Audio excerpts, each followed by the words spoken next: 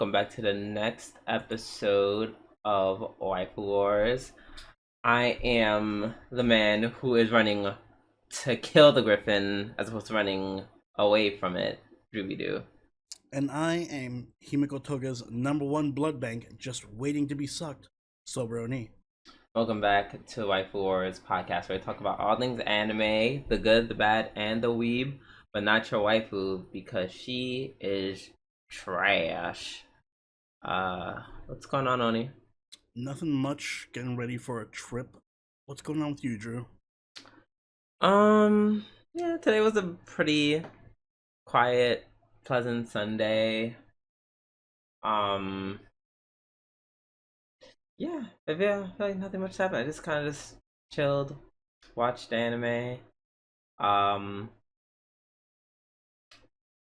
As you guys can see, there's no camera this week's episode. And yeah, it's not my fault. Yeah, my room is like literally a war zone because, like I said, getting packed for a trip. So you know how it goes. Everything's on the floor. Yeah, so exciting. Not the mess, the trip. Can do you mind sharing with the audience what trip, where stops you plan on? Yeah, so we're going on a cruise. We're only making one stop. It's just to Bermuda, but it will be nevertheless my first time out of the country, so I'm excited for that. That's not true. Yeah, it is. You've never done a cruise before? I've never been on a cruise before. I really thought you did. First time out the country? First time out the country, not counting Puerto Rico. Yeah, I wouldn't count Puerto Rico either. Oh, well, yeah. I'm a cruise virgin. It's using a cruise virginity. Oh my god. Oh my god, I hope you have all the fun.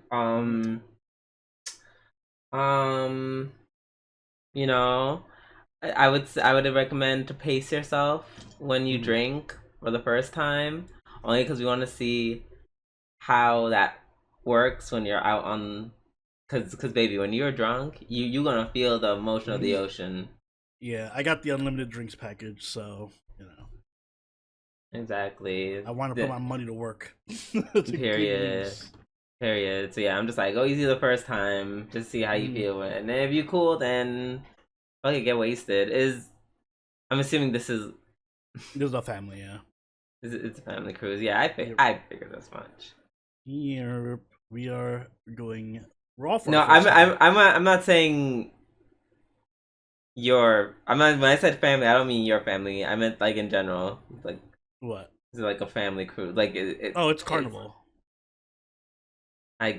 So I guess that's a yes. Yes. I mean, I don't know how unfamily does it get on cruises. No, I'm just because I know there's some cruises that are just like no kids allowed. That was what I was trying to ask. Yeah. I'm sure there will be children there at some point. Yeah, I don't. Yeah, you'll be fine. Actually, there won't be for me because I'm mostly just going to be at bars and clubs. So, I mean, the bars are open areas, so yeah, the kids are going to be there. If I see a kid, I don't know, running, they won't be in my peripheral. Right. Yeah, they won't be at the bar with you, just being. They won't be pulling up a seat next to me on the bar table. You will hear them, but you will probably also see them just from far away. This is good. All right, so that being said, everybody, that means we're not going to be having an episode next week. So just pick things up the week after and combine the episodes. So yeah, there's that. Yeah, so I guess without any further ado, let's start the episode. And we're gonna start off as always with our new segment this week in anime. Oh yeah, I'll let you go first because I feel like I'm always been going first. So let me be a gentleman. So, pretty sad news, but Magia Record Puella Magi Madoka Magica side story has officially ended service, or will officially end service, on July 31st. This game has been going on for 7 years. It's a gacha game from Madoka Magica. First started off in August 2017 in Japan. There was a global release, but I believe that ended service a couple of years into its cycle. So now the full-on game is just ending service, which is sad. You never like to see a gacha game die like that, especially when it's been around for 7 years, which is massive success. It's just that I don't know. I feel like with a property like Madoka specifically, I feel like they fumbled the bag. Remember how popular Madoka was when we were in like what were we, college, high school, late high school, early college? I feel like Madoka was like the early 2010s anime, and for them to, I don't know, not capitalize on the success as much as they could have. Like, there's only been a handful of what, 2 seasons? No, 1 season in a movie. I don't know. I feel like there should have been more. They kind of like more. I thought there were like multiple movies. No, just one. They're coming out with a new movie, but I feel like at this point it's kind of late to recapture the magic. You know, they should have definitely stuck with the Fate model and just be like, "Fuck it, keep pushing out spin-offs. We will force ourselves to remain relevant forever into perpetuity." So I don't know. I just feel kind of sad seeing a series I really loved so much kind of taper off. Yeah. That is really weird. But they are coming out with a new Madoka smartphone game. Oh, they are? Yeah. Oh yeah, it says on the bottom, new smartphone game franchise. Oh, okay, that makes me feel a little bit better. There we go. A happy ending to the story. Yeah. And I think it's Magia. I don't know. They're not done. It's not completely gone yet. Yeah. They're not completely out. They still have Magia Record. That came out like what, last year or the year before? That was a few years ago.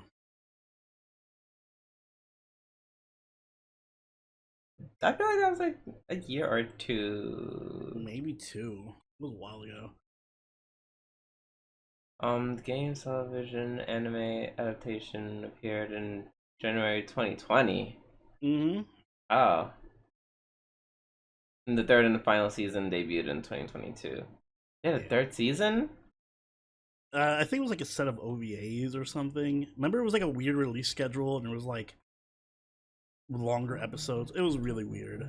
Listen, I wish that Shaft gave Madoka the love that they gave Bakemonogatari, is what I'm trying to say. I feel like Shaft went way too hard on Bakemono and kind of just ignored stuff like Madoka. Even though Madoka was so successful. Yeah, exactly. That's weird. Because, bitch, the way I have still never watched Bakemonogatari. Like, I watched probably like the first 2 or 3 episodes. I saw the first season and like part of it's as much as I love clips and the premise, it's just not a show I can watch. I love the characters. Great characters. Not a very exciting show to watch, though. Yeah. It's like... I feel like it's just a bunch... I feel like that shows like a bunch of writers just flexing their writing abilities. Yeah, it's mostly just dialogue of the show. It's like, wow, we can make these characters sound smart because we're smart. I really should have watched Bakemono at some point, but I don't know.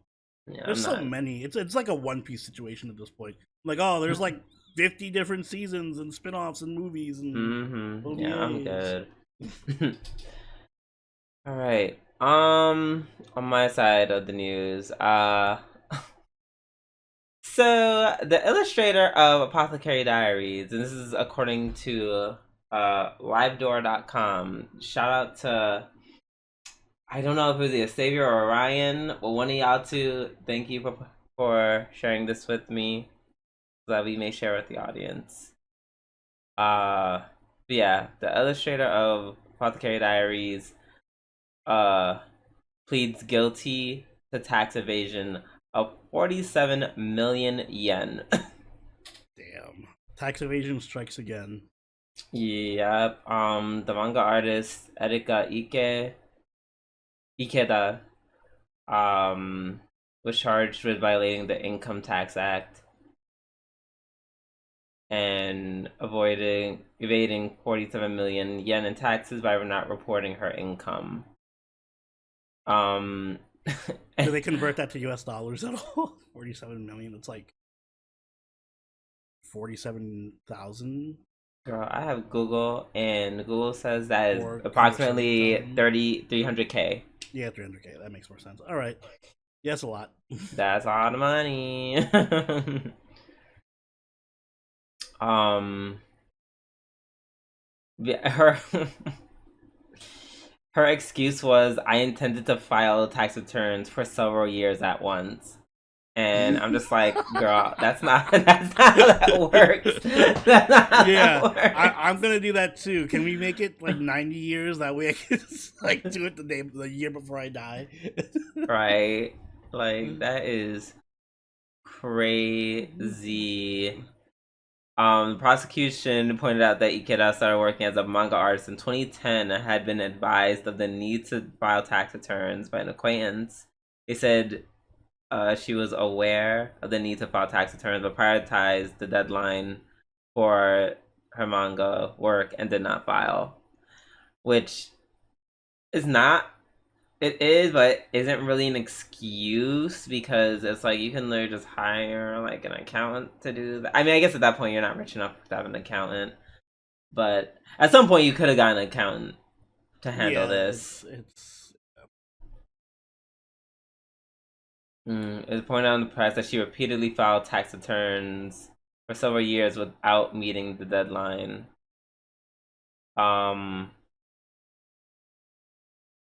So yeah, that is crazy. According to the indictment and other documents, Ikeda earned a total of 260 million yen as a manga artist between 2019 and 2021, but failed to declare by the deadline, evading about 47 million yen in income tax. She later paid the full amount, including late fees. So, she got money. Yeah, she got money, and she did pay the taxes. I'm like, damn, is she? So when this was pulled up, someone was like, "Oh, well, rip Apothecary Diaries." I don't know. Do you see her going to prison, or they're just gonna be like, pay more money? They'll probably just be like, pay more money. I don't think it'll be a prison thing. Yeah, I don't think so either. But that's so crazy. I'm like, yo, pay your taxes, please. Like, that is crazy to be owing that much money to the Japanese version of the IRS, whatever that may be. I will say yes, pay your taxes, but also fuck taxes. Oh, fuck taxes. I mean, I feel like that goes without saying, but yeah, pay your taxes. And simply just, you don't want to pay more money or go to jail. So, that was one piece of news. The other piece of news is, according to the Anime News Network, and I only picked this title. I only picked this because, well, I will say the title and explain why I picked this as my news. Netflix review. I can't. Oh my god, I'm stuck on the word reveals. Netflix reveals English live action series Bet, based on Kakegurui manga. Now, the reason I picked on this is because I saw the first row of people. I saw two of these people were black. Oh god. And I definitely read it as English live action series BET. And I said, hold on, click. And I read it again. I was like, oh, it's just called Bet. That's wait. So is it like an original, or is it like a remake of the already existing Kakegurui live action series? Yes, it's kind of like their twist on Kakegurui. So bad. It's gonna be fucking worse than Death Note. Like, there's already a good existing live action. Just port that over and subtitle it or whatever.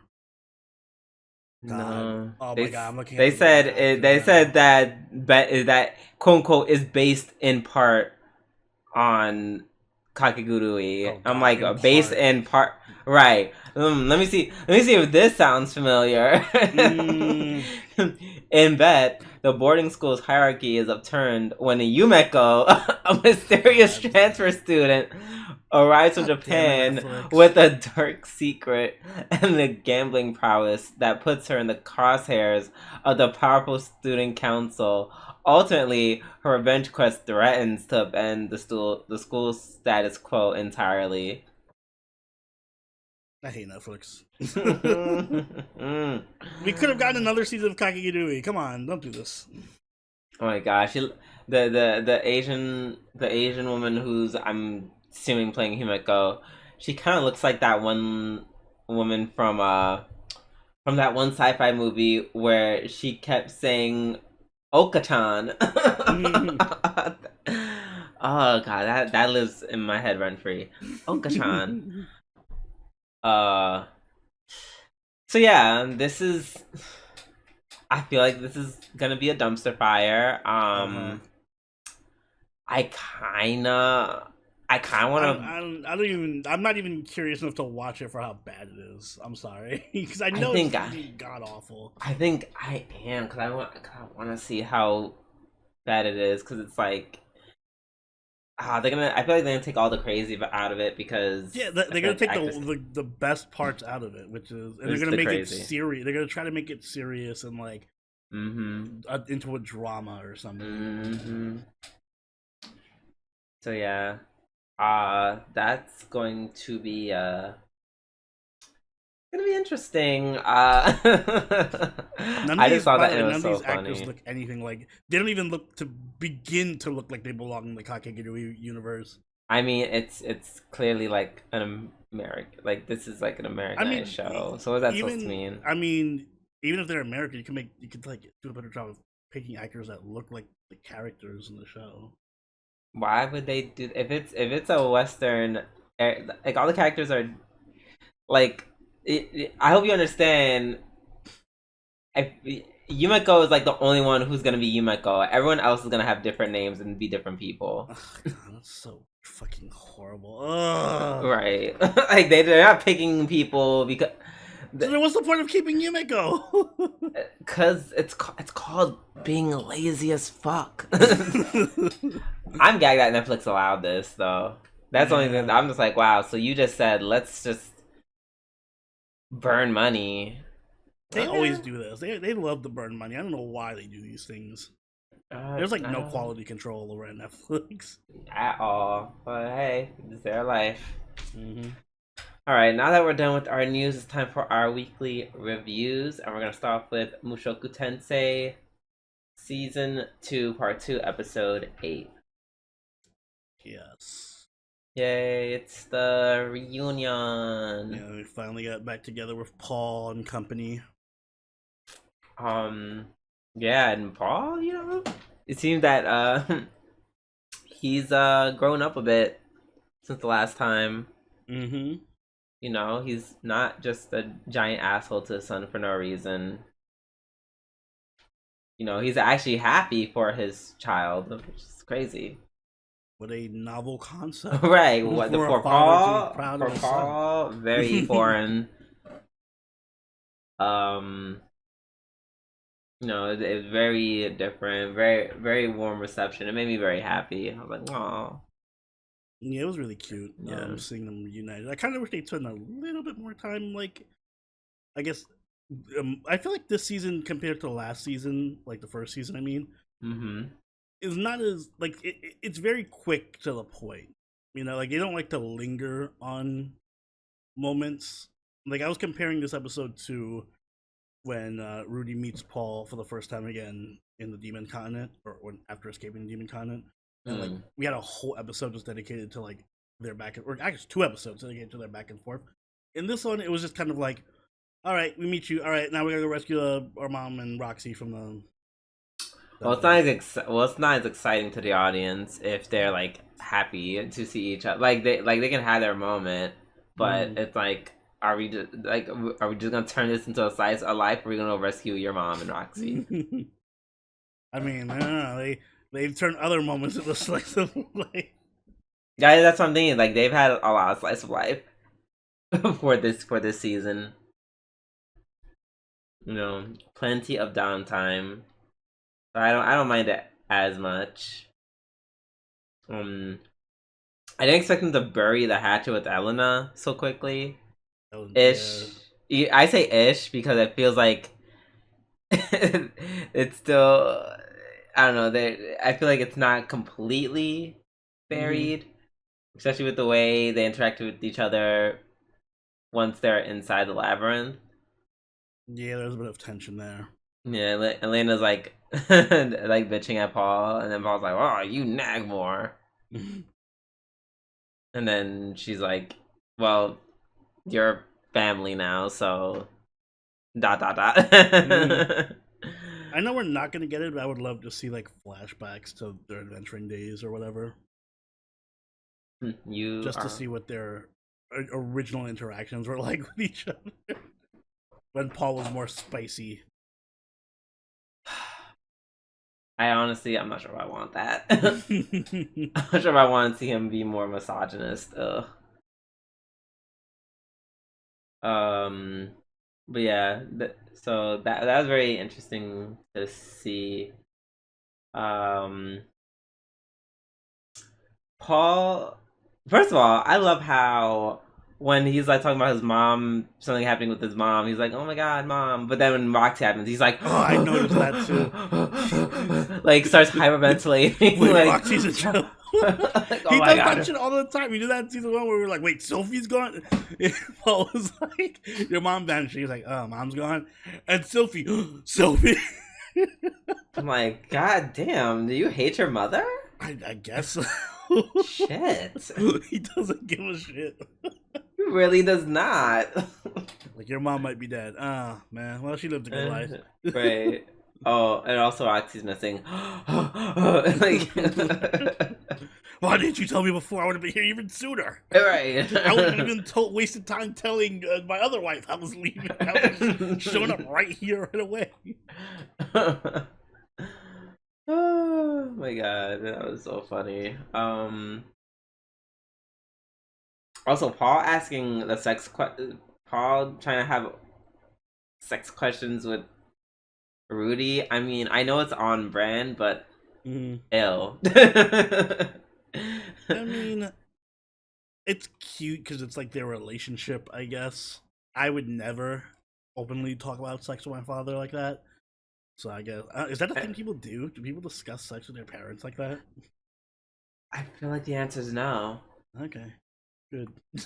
I feel like the answer is no. Like if anything, it'd be like I acknowledge the fact that you had sex, and then leave it at that. Yeah, just like, oh, I'm proud of you, son. Not like, all right, let's talk about the intimate details of how I'm even fucking your mom and your stepmom, and also how you fuck your wife. Yeah, and also, yeah, let's talk about how let's trade tips. Yeah, let's talk about how I fucked your maid, like who is like the mother of your sister. Like, ooh, that. But it's cute, I guess. Kind of wholesome in a way. There's nothing wholesome about it. No, it's wholesome. Family it's not wholesome. That's not wholesome. No, sorry, you're on your own with that one. No, okay, fine. I'll give you bonding. That's it. I'll give you bonding. I will not give you wholesome. Especially while she's in the room. Anyways. But yeah, they're doing their stuff in the labyrinth, which, you know, it seems like a very scary place to be. Very. I don't like the whole concept of like you could just teleport if you step in the wrong spot. That would fuck me up so much if I was traveling that labyrinth. Oh yeah, I definitely would like trip or be like super excited, being like, "Oh my god!" And then oh wait, what? And then I'm gone. Yeah, bye. Gone forever to be eaten by those room with a bunch of like fucking hungry wolves or some shit. Or like Roxy, you could be transported to a room with a bunch of big ass bugs. Yeah, that's the other part of the dungeon. That's like the worst dungeon ever. Fuck that labyrinth. I know that'd be your. And there's a bunch of bugs. Yeah, nah, pass. Yeah, I know that's your living, walking wet dream. Sorry, Ma, you lived a good life. It's crazy. Crazy. You know, I'm not afraid of like. Well, I am afraid. I am afraid of like, you know, just getting killed by like some type of apex predator type shit. But I don't know. There's something about, I don't know, what they would do you like an alien, like the thought of just like, I don't know. I feel like they're just gonna like laying a bunch of like eggs inside me. That, I don't know, for some reason fucks me up. I mean, yeah, that sounds horrific. I don't know why that's like a specific irrational fear I have. But yeah. Pretty gross. But luckily that won't happen to me, I think, and it didn't happen to Roxy. Yay! Roxy lives because Rudy was able to save her with his god tier magic. Yeah, damn. It was like I love how they're just like, oh, it's okay. She's like a water mage genius. It's fine. She'll be okay. And I'm just like, girl, this is like a whole battalion, a whole army of bug people. So was she just like fighting for months in there or whatever? Like, how long was she in there? Like a month? Probably. I don't think she was stuck in there. She probably hopped around from like area to area. I just got that was probably like her most recent location. I can't imagine she just straight up just chilled in one spot for like a week. Yeah, and just fought bugs for a week. Yeah, I don't think that happened. But yeah, they find her, so yay! It's gonna be I assume to be a very emotional reunion of sorts.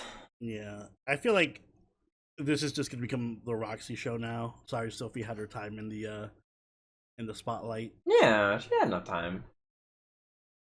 You know, made room for one wife, and now you have the other. Also, side note, there is a collab that Mushoku Tensei is doing with a gacha game right now. And I find it hilarious because it's specifically for season 2 of Mushoku Tensei, and the gacha collab units are Roxy and Eris. Fuck Sophie. That's crazy, and the way I would roll for Eris in a heartbeat. Oh yeah. Sorry, Roxy. I'm rolling for both, so yeah. But yeah, it was that was a good episode. You know, started the expedition. Can't wait to see how crazy it's gonna get once they're inside, or deeper inside. Yes, hopefully we get to see Zenith again. Get that reunion too. Yep, and then someone's gonna die. Yeah. Maybe Paul. All right, let's move on to Konosuba. Season 3, episode 8. This might be my episode of the week. It was a really good episode. I think it might be my episode of the week. I'm gonna make my episode of the week. Just because, you know, I love a good darkness moment. Yeah, this is definitely the darkness season. And this was a very darkness heavy episode. It was so like, yes, I'm literally making it my episode of the week because of that one moment where they're about to get crushed by the Hydra. And then he's like literally legit freaking out. She's like, you stupid bitch, like, are you just let this thing crush us? Like, the fuck? Darkness getting her Maso Sato power up. Oh yeah, her lesson. She's like, S and the M? Dom and sub? Oh my god, if I let go, both gonna die. Oh, so hot. Oh my god, like, you're yelling at me to help me, but you're also at my mercy. Oh my god. Oh, she's such a freaky ass bitch. I love her. Yes. Megumin had a few cute parts this episode too. First off, the episode opening up with Cosmo just already dead is that was 10. And Eris had that cute little thing where she's like, oh, no, you finally died. Yeah, I like how Eris is becoming more and more casual. Casual, eccentric. Because when we first see her, she's all like, I'm prim and proper and I play by the book, and now she's just fucking around. Right, and now she's like, okay, well, oh my god, you're dead again, whatever. Oh, and then everyone I was like super their fault that like the Hydra's not being taken care of. Well, and by their fault I mean Kazuma's fault. Yeah. Because the knights are out looking for him. And Chris.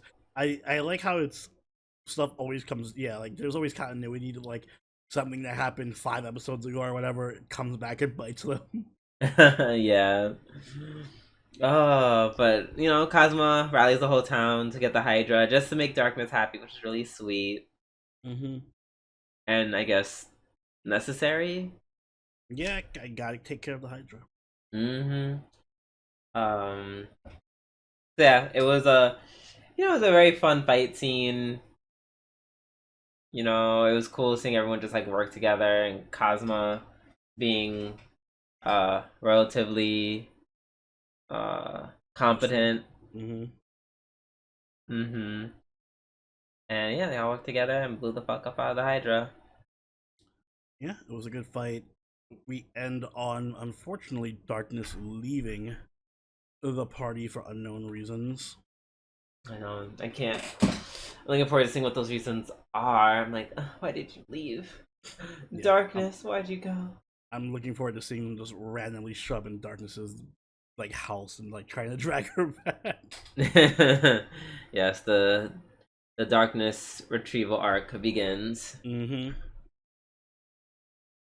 Alright, let's move on to Slime Season 3, Episode 9.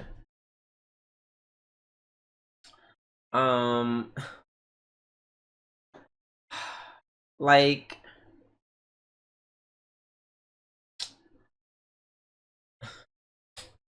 I don't know. This king situation really made me roll my eyes. I don't know, because I'm just like, if you know that the king is being protected by Rimuru, you saw your kingdom's forces get wiped out, all 20k of them, and you say, I can do better because I have, 10,000 more than the army? Like, are you that stupid? I feel like everyone in Slime has a chronic case of just being really stupid. I wouldn't say everyone, just the king in this case. But they always do shit like we'll fight Rimuru even though we know we can't beat him, because why not? Maybe it'll be different this time. Well, okay, so at least with the seven, I just call them the 7 assholes because I forget what their names are. The 7 assholes. At least they were just like, they knew that they were sending Hinata to hopefully fight. They're like, maybe she might kill him. Maybe she like they're hoping on someone dying. It wasn't necessarily like, oh, well, you know for a fact that she's gonna kill him. So, you know, they knew, and to some extent their objective would be carried out. Yeah, but now they're showing up and they're gonna die. Okay, yeah, now they're revealing themselves. Well, because they didn't realize that Rimuru and Hinata were cool like that. So they're just like, well, I'm going to kill Hinata because fuck her. And I think they're doing it with the assumption that Rimuru is not really going to stop them.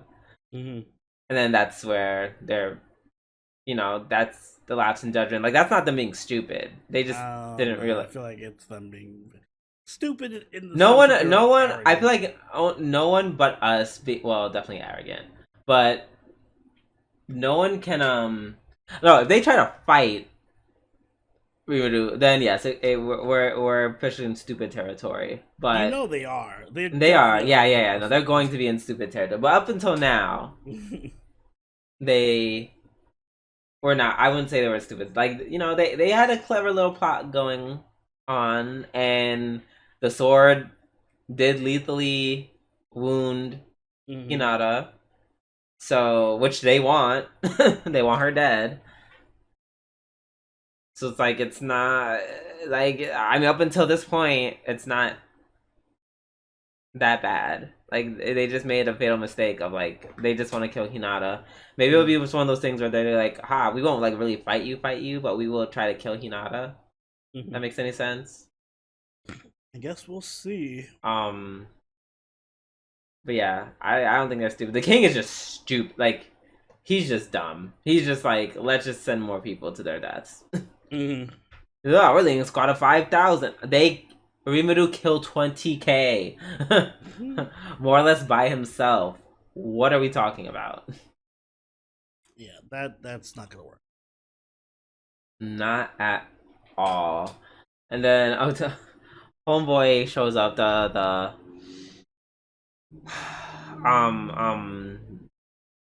like, I'm not trying to call him the butler. What's his name again? Diablo. There we go. Yeah. Diablo goes up, and then of course he's like, "Hey, just so you a measure of how strong I am, I'm not a demon lord. I'm a Daemon Lord." I hated that because I'm like, I misread it as Demon Lord, and I was like, "Wait, you're not a Demon Lord. You're a Demon Lord. What?" I'm a Daemon Lord, which just happens to be stronger than Demon Lords, and I'm like, oh.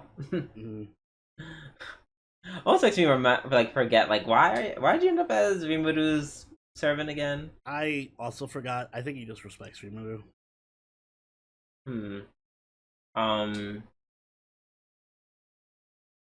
So yeah, and then I love when he like explains that to them, and then the other guy is just like, "Oh my god, please just don't." Okay, cool. I know who you are, and I withstood your aura. But now I know who you are, just don't kill me. Like, chill, just don't end our lives, you don't want none.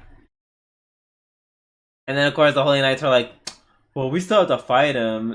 maybe if I wait for the other dude to come back, maybe we'll be fine. Shout out to Homegirl, the only smart person. Yeah, she's the only smart person. She's at, stronger than a Demon Lord. Oh, physical attacks don't harm you. Oh, wow. What the fuck am I doing here? Bye. Period. I'm not dying for shit. And then Ranga, like, it was so funny how, like, maybe like 2 seconds in them fighting, I realized that Ranga is literally just playing with them. Like literally just like a very excited dog. Yeah. And then I remember they yelled at Ranga for something, and then Ranga kind of like shrunk in size. I was like, I was like, oh, Ranga, you're so cute. He was really cute this episode. I'm like, oh, Ranga. Yeah, I liked Ranga this episode. We hardly ever get to see him.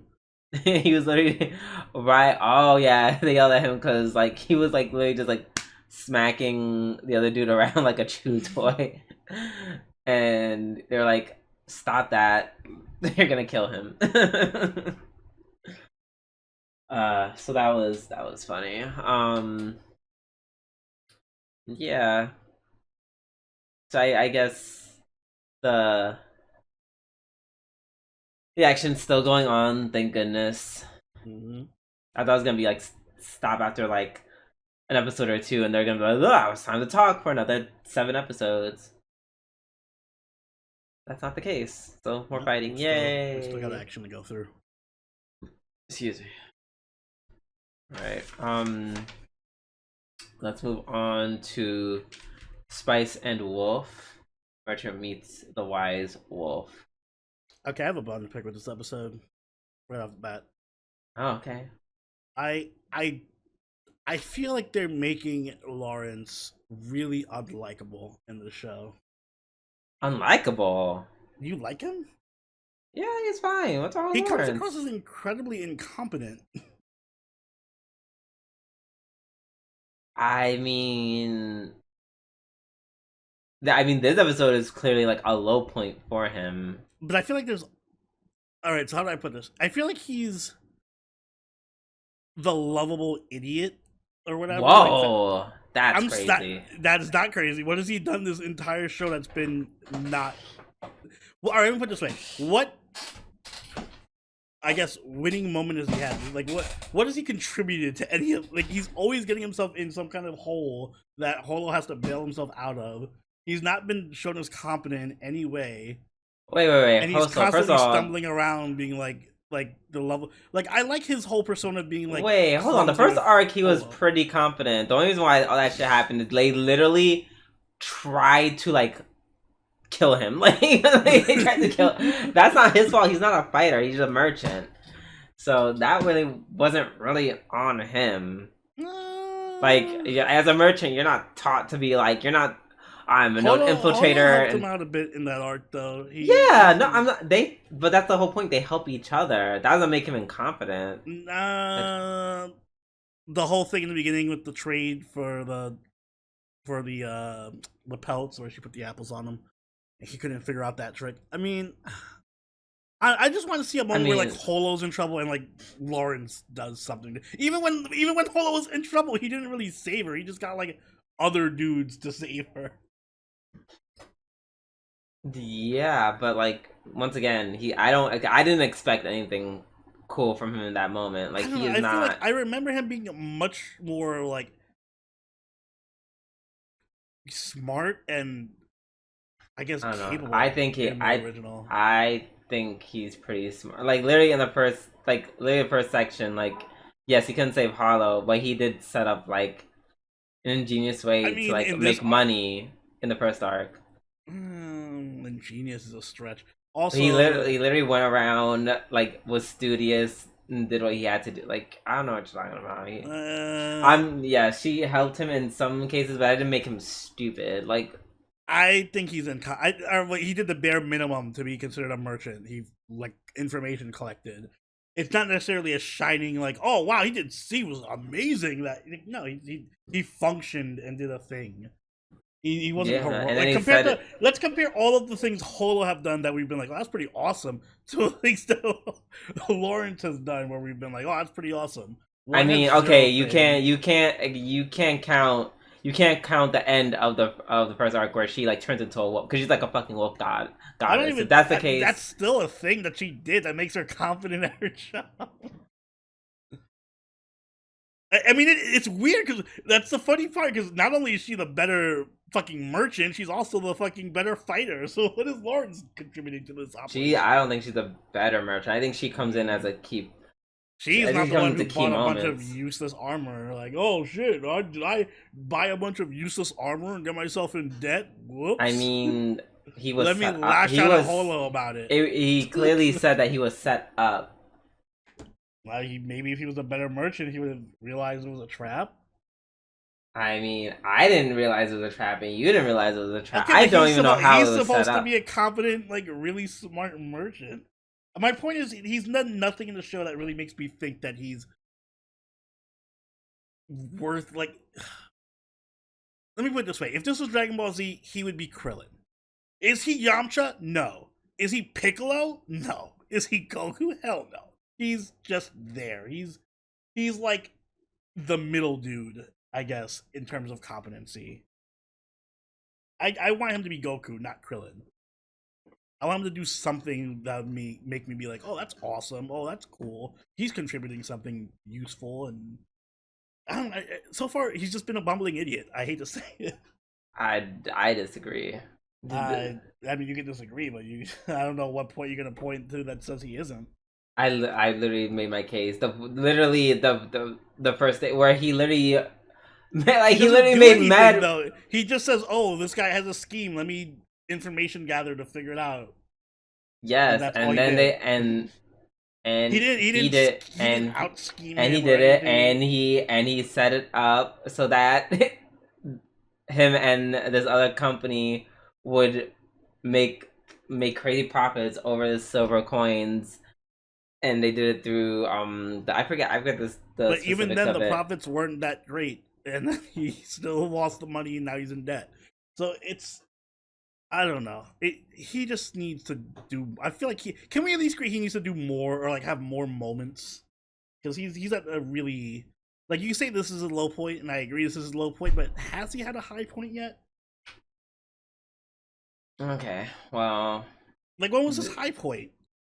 Okay, I guess in the original he was just like the light. He was like equivalent to light in terms of marketing. No, and I just want him to be like, and was a genius level who could just just knew the stuff. I don't. The stock market doesn't. Concept of stock market doesn't really exist, but I know it. I vaguely remember the original. I'm just saying he came across as more complicated.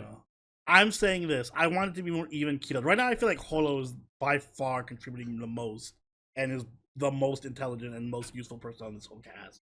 I would like it if Lawrence did something equally as interesting or helpful. It doesn't help that he ended the episode by being a huge dick to her.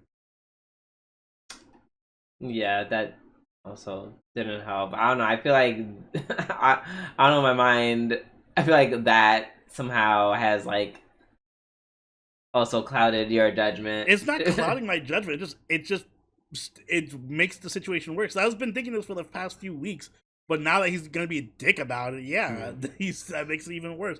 It's like, you know that trope of like the woman being the clumsy, airheaded, like, oh, I'm just here to be a sidekick, and then the guy is always saving her and shit. Like, I feel like that's this, but reversed, where Lawrence is just bumbling through his job, and Holo's like, I gotta fucking babysit this idiot. I wouldn't say bumbling, since he's literally always like had a plan of action. He wasn't just like, I don't know what to do now. What's action right now? Okay, with the exception of this episode, he's always had a plan of action. Like, he's always been like, I'm gonna tell this and do this. He always accepts less money than what it's worth. He was literally about to get scammed by the guy he just got scammed by. He was gonna get scammed by even worse before Holo realized the table was tipped. That's the other thing. Like, every single time he's doing a deal, Holo has to come and be like, "No, you're getting scammed." Like, this. Okay, but that's not even his. Every single time we see him do a deal, he's getting scammed. But that, well, okay, not yes, every single time. The pelts weren't scamming. They if anything, they were. He was getting more value for them. No, they scammed. Yes, you forget they scammed him because of Holo, not because of Lawrence. Lawrence was gonna take whatever they just gave him. Like, oh yeah, well fuck it, we'll give you $2 and a ham sandwich for this. That they were not, they were not underselling him. They were, compared to what Holo got, they were underselling him. Yeah, because it's called them. Because she is the scammer. So she's the better merchant. No, she's a scammer. Better merchant. Okay, whatever. I'm saying, like I said, I just want a moment where, I don't know, Lawrence does something cool, and I can be like, oh, fuck, yeah, awesome. This is why I like Lawrence. I remember liking him a lot more in the original. But I just feel like it's an uneven... Can we at least agree on that it's uneven in terms of the power balance between the two? No, I don't agree to that. Really? I think she. You think they're both equally good at...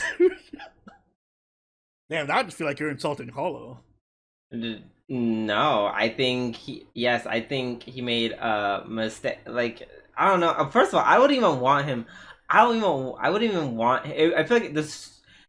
If he was all like, oh, I saw what you did. I don't want him to be light. I just want him to pull his weight. I don't know. If he was like, I don't know, whatever god tier merchant you want him to be, then I just want him to be a good merchant. You do. Like, apparently, you want him to know when he's getting or not scammed in even if he advance. doesn't want to be a good merchant, he should just read the minds of people. At least do something good. Clearly, you want him to read the minds of the people scamming him. Being a merchant, it just be something good. Just be like someone who does something good. Just even if it's not money merchant related. He almost had a cool moment with rescuing Holo, but I don't know. But then Holo stole the spotlight again. Not that I cared about that, because once again, he's just a merchant, not a warrior. I don't need him to be. I just want him to do something. I don't know. I think he's a decent merchant. Yes, he's not. Yeah, he's not some. In today's world, he probably wouldn't be in. He wouldn't be one of the big shots on Wall Street or anything like that. But I wouldn't want to watch an anime where. But he doesn't come across as a main like. All right, let me put it this way: who do you think is selling the show? Is it Holo or is it Lawrence?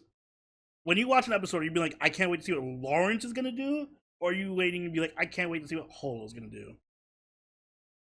I mean, it's both. Okay, now you're just being facetious to argue. Well, no, okay. Well, it's both because Lawrence is like the main driving force of the plot. Like Holo, yes, Holo can be like cute and eat apples all the live long day, and she does so much for the plot too. and that that's all nice and stuff, but and she does not more than Lawrence. She does objectively do more than Lawrence. Yes. She's up until now. She's objectively earned more money than Lawrence has doing mercantile stuff that we've seen.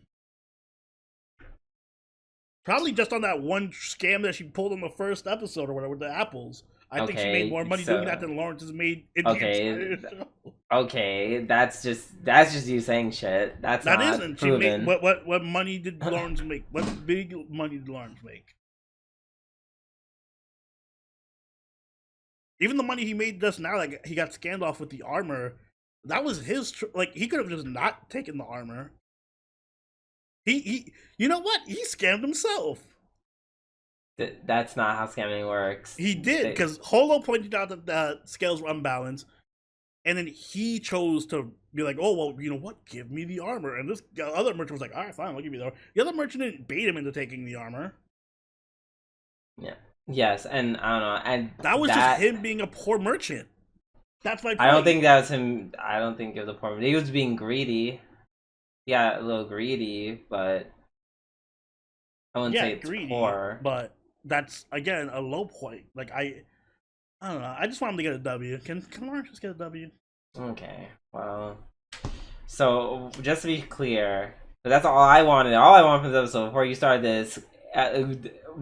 Out of pocket Lawrence hate train was just understanding that it was the people who tried to scam him who I don't know, but they didn't say anything about armor in the north, so was it really them? What? That they didn't? Well, the expedition was canceled, so there's no need for armor in the north. Well, Lawrence thought the expedition was still going on, so he was like, "Oh, fuck it, give me all your armor." Yeah, so then why does he say I was set up if... I guess what happened is he did that, and then the guy who scammed him was like, "Oh, fuck, this guy, let me take advantage of the fact that he took the armor and just dump all my debt onto him."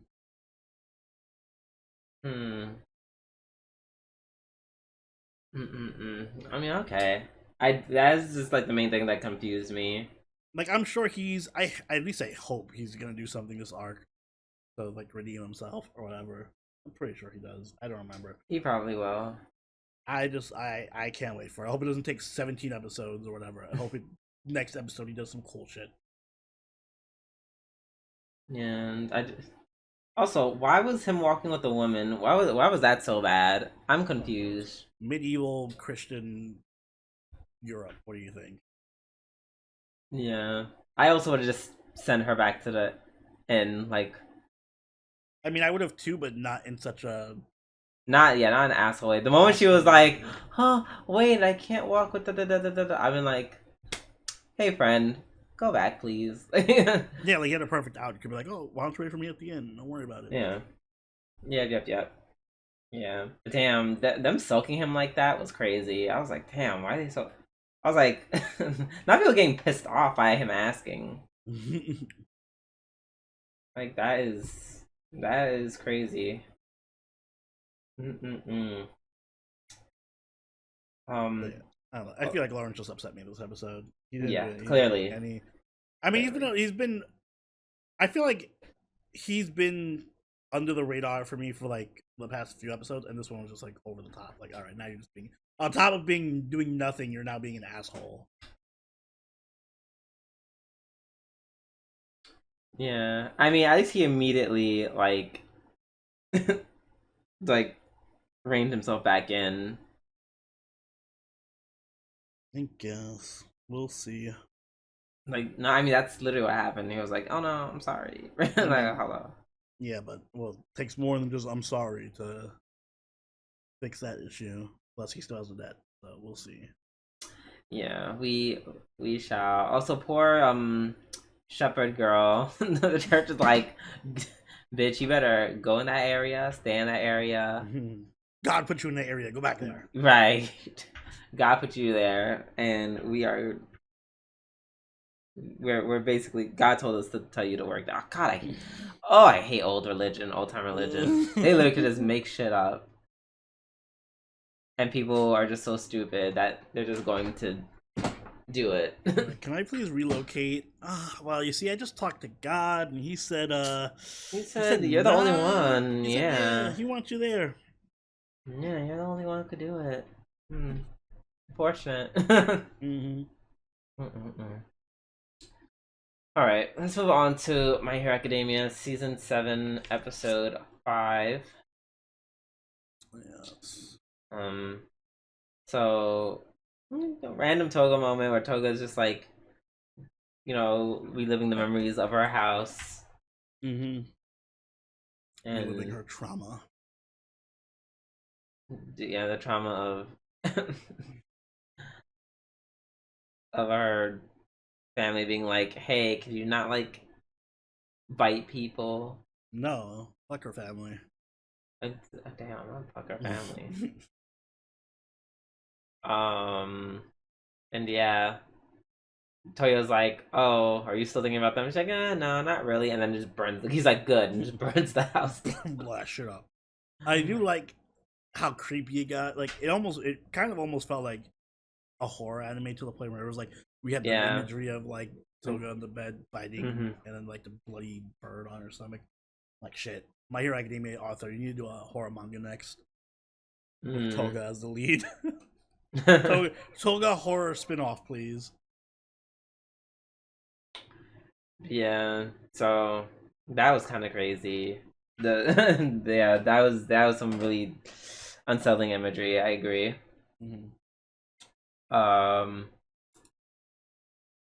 Let's see. So basically, this is what. Yeah, not a lot happens this episode. It was basically set up for next week. The UA leaves to go to like some new fortress, and the people the insiders are like, yeah. And then Ayama's family is contacted by All for One, and Ayama was successful in luring out All for One. Which I didn't think All for One himself was gonna come.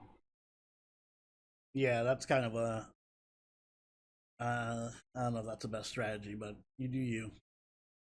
I would have sent another assassin over. Right, I was like, I mean, I guess because Shigaraki isn't 100%. But yeah, that they all show up, and then it kind of essentially turns like the last couple of frames kind of turns into like what's that movie? The Avengers like Endgame that fight. Yeah, we're just coming out of portals. very much that. He's like, oh, well, we have people coming out portals. God, I wonder if it was inspired by Endgame, because this would have been right around the time of Endgame. I feel like maybe that might be an actual reference. It could be. I wouldn't be surprised. I mean, we know the My Hero Academia author loves referencing Marvel and DC stuff. Yeah, agreed. Yeah, shout out to Aoyama for acting his ass off. He almost got me too. I was like, this little bitch. I was like, ain't no way. And I saw him, I'm just like, nah. I was like, nah, he's not gonna do the same shit twice, right? He ain't gonna do the same shit twice. And then he didn't, and he gets like stomach laser, and then dude was like, I'm gonna block this because I gave you that power. So yeah. That's gonna happen. Whole Civil War next week. Yep. No, wrong movie. We'll combine all the Marvel movies, right? Civil War, Endgame. Let's go. All right. Let's move on to Blue Archive, episode 9. So we get some Hoshino backstory. Damn, she was kind of a bitch, just a little bit. Back in the old days when I was a bitch. Kinda, just a wee bit, man. No, fuck your paper, fuck your happiness. Ugh. She had the reverse character development. She had a short hair and was all serious, and then she grew it long and became mellow. She like devolved. Basically. Then we realized that, and then we learned that we were like, how did Kaiser Corp get all this land? And the answer was Abyssal gave it to them. Like, oh, we can just sell our land if we can't pay the loans. And then they go to the desert, and they get caught sneaking outside so blatantly. Like, I mean, it's very easy to be caught in a desert, I feel like oh, there's the one thing moving in the 100-mile radius. Okay, but do they not own binoculars? Binoculars don't exist in this world. I mean, facetious, because they do. They used them before. I don't know why they. I don't know. They definitely should use like a very yeah, not at all. And that kind of got them fucked up, because now the Kaiser Corp head is like, yeah, 3,000. Your interest is now 3,000%. Have fun with that. I'd be like, well, bitch, you can raise as much as you want. I ain't paying this anyway. Fuck off. Period. And if you try to repossess it, let's go. So first of all, I'm so annoyed with everyone who's like, no, we can't do criminal stuff, blah blah blah. No, Shiroko and Setaka had the right idea. Let's put our masks back on and let's blow these motherfuckers up. Period. Yeah. Because what are we talking about? Like, what are we talking about? Do you want your school or not? Man.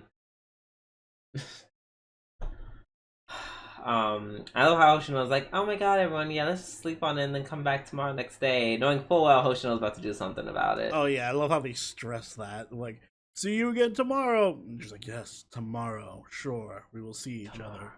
Tomorrow. The day after this one. Roll credits. I will definitely be there. I promise. Yeah, I'm sure Hoshino's gonna go do some shit. I hope so, cause y'all doing a little too much talking and not enough action for me. But yeah, I guess that's what to say about that. Last but not least, we have Dungeon Meshi episode 22. So I found out the name of the mage. His name is Thistle. Yes, which is a cool name. I like that name. That's a very D&D name. Yeah, this is my episode of the week. Understandable. Honestly, this is a really strong episode. Damn, you know what? I might split. I'm gonna split it. Mm-hmm. Oh, this was a really good episode. Um, Senshi. First of all, it was so crazy how Senshi was so like not himself. Like the moment they got to the dorm rooms, he immediately was just like, I don't know, it was just all different. Yeah, seeing him freak out was really wild, given how composed he usually is. Right, And how much like he loves the monsters. Well, yeah. Or, you know, the Not love ecology. them, right? He likes the ecology. No, Laios is the monster lover. Yeah, but we've had moments where Senshi's literally in the heat of battle holding rice for the whole fight. So that was hilarious. Seeing him freak out over something as, especially something as like conventional and mundane as like, oh, it's a griffin. Griffins are terrifying as fuck. Hello? Compared to what they faced, that's like mid. I disagree. Fast flying creatures with. They fought dragons. They fought the Fallon Chimera. They fought Basilisk. I'd rather fight a griffin than a fucking Basilisk. I mean, you're gonna die either way. Yeah, I'm gonna die either way. But it's just a bird. It's just a bird with like a lion body. It's whatever. It's a big ass bird, big ass like literally can pick you up and eat you. Like there's like 100 other more terrifying things in the dungeon. Okay. Oh. There's a lot of different things. I think the Griffin is Griffin's terrible. And also I have personal beef with Griffins due to my experience playing Dragon's Dogma. So I have an intense hatred. So this is a personal bias leaking in. Maybe much so. Essentially also played Dragon's Dogma. That's why he's so. Bitch, like the first time I fought one, I think it literally just picked me up and dropped me to my death. I was like, "Excuse you." Skill issue, get good. Oh, I did get good when I blew his shit up. Yeah, I got good. I got my lick back. Good. Trust. You take the Martial route and summon a derpy-looking monster to kill him? If by derpy-looking monster you mean summon a bunch of meteors to blow that bitch up, then yes. Okay.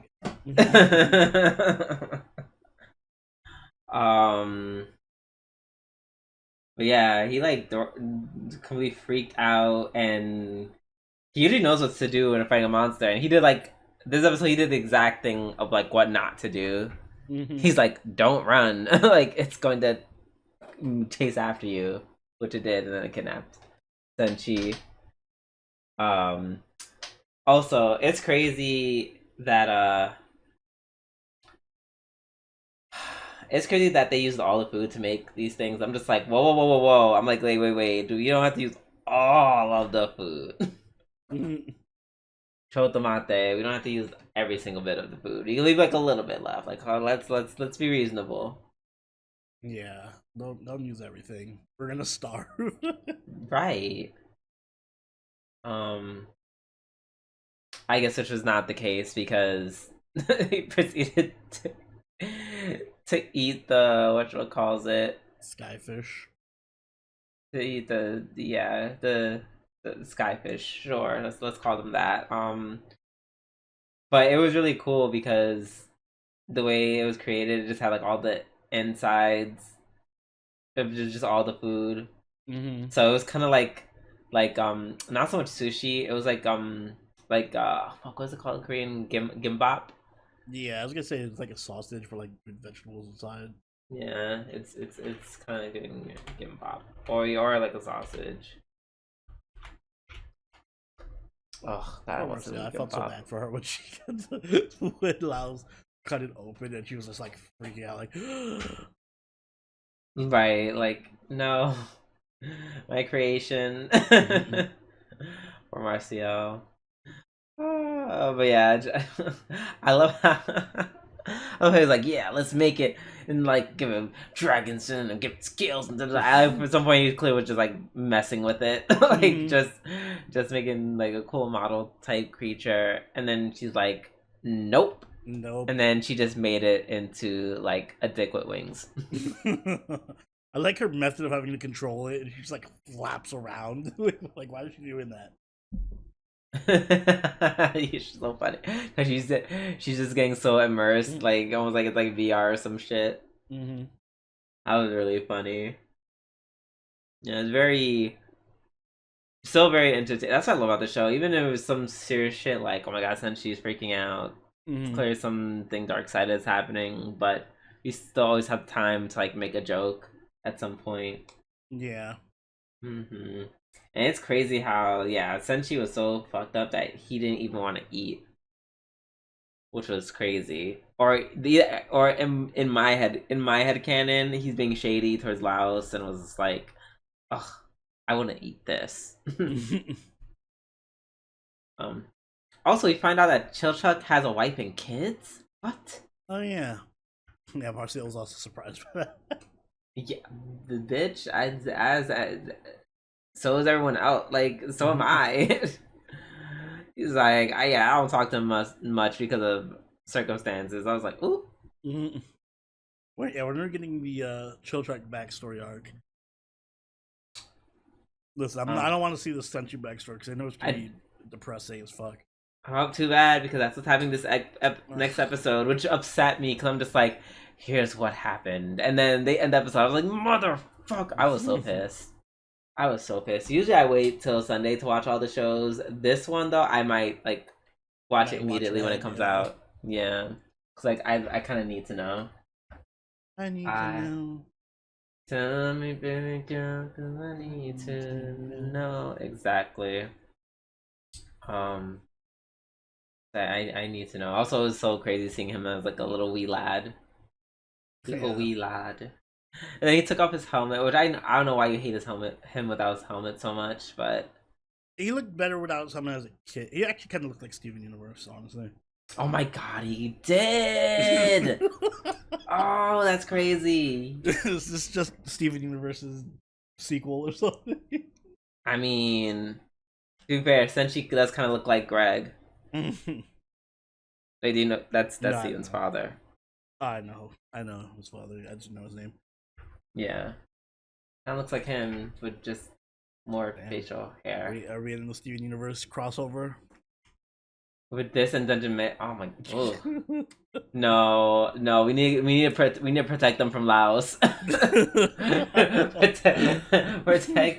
protect the gems from Laos, because he's gonna want to know a little too much. He's gonna be like, so how do you guys procreate? And then they're gonna be like, procreation? Yeah, no, all right. I think with that being said, we're done with our weekly reviews, and we're also done with this episode of the podcast. So, Oni, if you'd be so kind, please take us away.